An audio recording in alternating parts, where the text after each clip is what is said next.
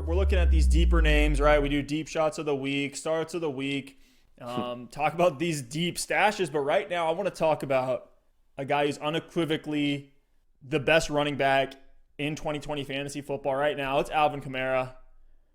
I mean, is he the best running back in football right now? He is. He is. I mean, fantasy football, obviously, he's number one. But I look at the league, and I have Alvin Kamara in several leagues, so I watch a lot of these games. And they've been in primetime a ton this year, which has been just a blessing to get to watch Alvin operate. But this dude is insane. He's like a running back and a receiver all in one.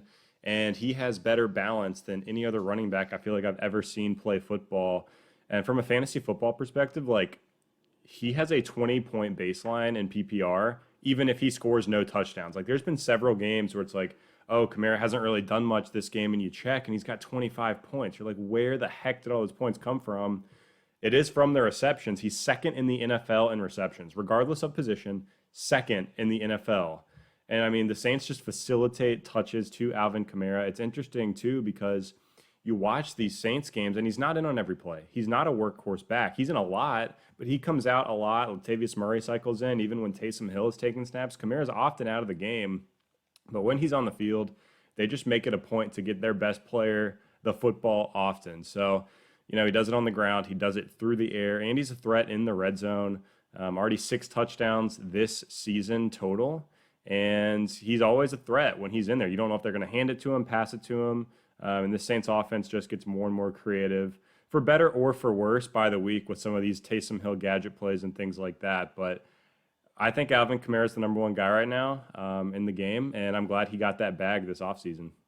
Definitely. And I know Michael Thomas being out has definitely helped, especially that receiving production. Ian Harditz from PFF tweeted out, if you only counted Alvin Kamara's receiving production and ignored his rushing totals this season, you'd have the PPR running back 5 and the PPR wide receiver 10. Just absolutely insane what type of receiving volume Kamara's had. But on the ground, he's been fantastic as well. He's efficient on the ground, and he's efficient as a receiver, where he's relied upon extremely heavily. He's number one in receptions and receiving yards. And we all know, right? Look, Kamara's hit 81 receptions the last 3 seasons. We're halfway through the regular season, and he has 46 receptions. So should hit that pace, if not surpass it. He leads the league in receiving yards with 76 receiving yards per game. Leads the league in touchdowns, top 5 in breakaway runs, second in evaded tackles. Kamara is just slippery. Like, defenders can't bring him down. He's incredible when he gets into space and turns on the Jets.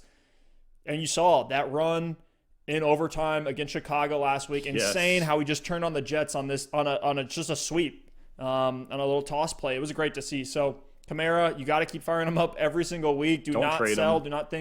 Don't think Michael Thomas is going to come back and eat into that production. There's no fantasy advice to be said here. It's more just taking a victory lap on how good Kamara has been. Absolutely. Yeah. The big takeaway is don't sell him for anything. Like, I had someone in one of our leagues say, you know what, I'll sell the house for Kamara. It's a one keeper league. So they were just looking to have him for next year.